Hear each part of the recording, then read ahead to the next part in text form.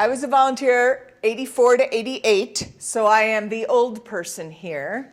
I loved it. I was in my village teaching English and telling America's story to the world.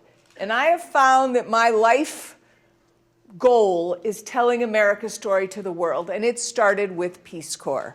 I was an English teacher, and I don't really know if any of my kids learned a lot of English, but working with me, seeing me every single day, let them experience a new culture and somebody who isn't like them. Now in Niger, Peace Corps has been there since the early 60s, and everybody pretty much knew Peace Corps. They knew that we taught English, they knew we were CIA spies, and everybody's father had learned English at school. But to sit there and be with them in a classroom, one of my favorite stories is I had this class, the one that you see in this picture, and I was with them for 2 years. They never learned English, a word, from anybody but me. And at the end of 2 years, one little boy comes up to me and says, "Miss, may I touch your hair?" And you can just imagine he sat there for 2 years going, "Wow, look at her hair." And the whole class came, my hair was much longer, and they all came up and touched my hair. So just that example, they might have forgotten yes, please, or no, thank you, or I would like to go to the market, but they'll remember this lady with this hair. And I have this small addiction for horses. This was my horse that I bought for $6 at the market a bit accidentally.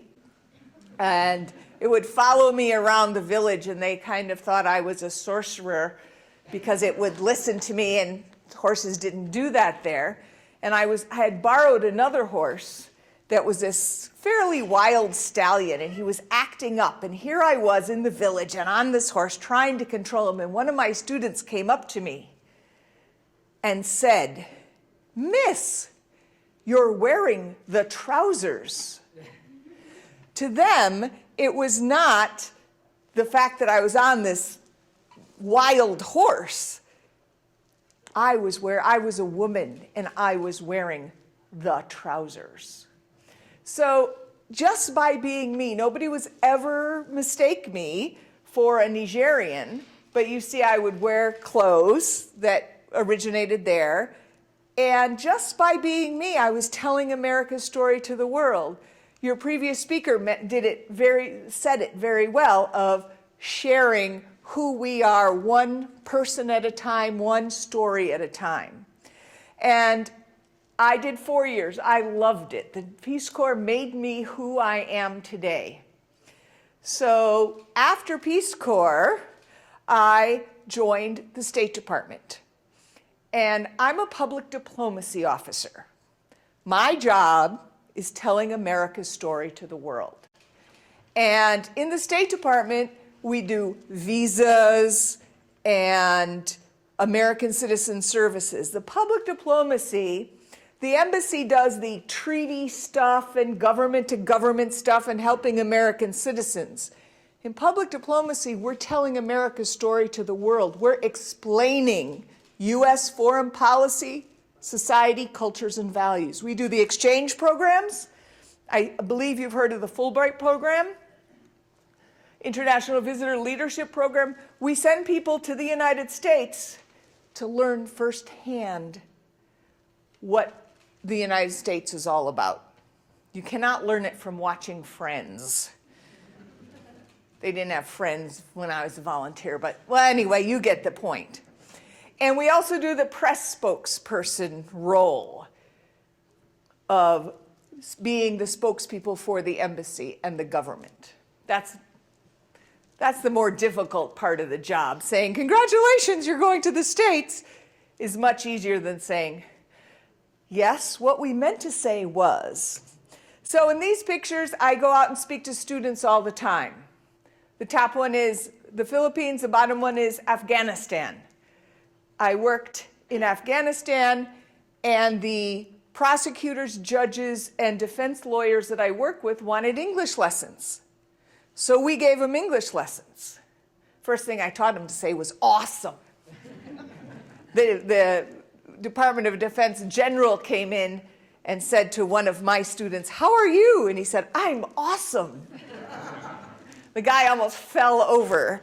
So it was great. But again, are these guys really going to use that English, or the fact that they got to sit there with an American woman at a table and talk about everything? We talked about everything. One of the things was, "So how much money does your husband make?" They told me, asked me. And I said, "Well, in our culture, we don't really talk about that." And a few minutes later, I was trying to explain the word jealousy. And I said, "For example, if his wife went out with you," and they said, wait. In our culture, no, we can't use that example. So it's a back and forth, and it's letting people know that we're not just the administration. This top picture is me in Iraq with these women who had a literacy program. It was amazing. Here I am in Iraq, you can imagine it, and they knew, they could understand that United States isn't just the president having war with a country.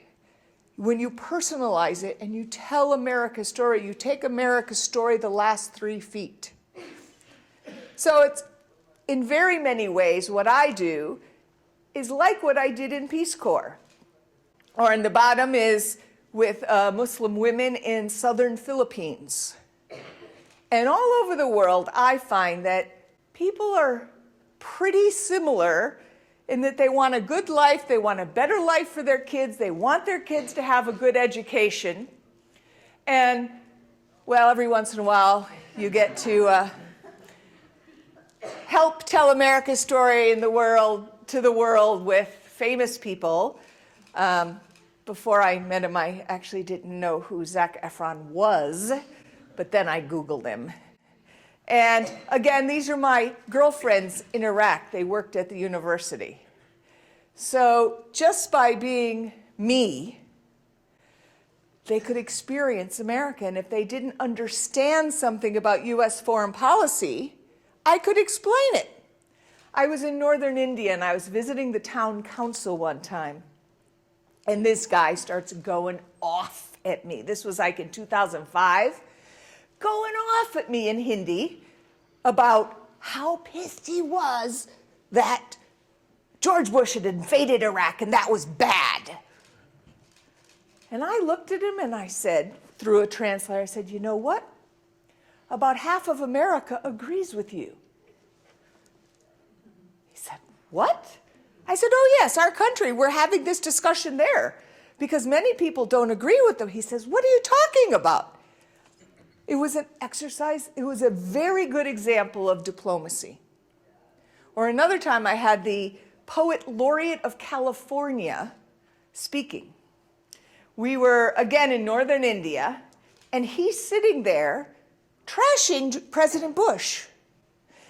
And the press was there. And you should have seen him. They're like, "Oh, looking at me. Ooh, what you gonna say?" And they just stared at me.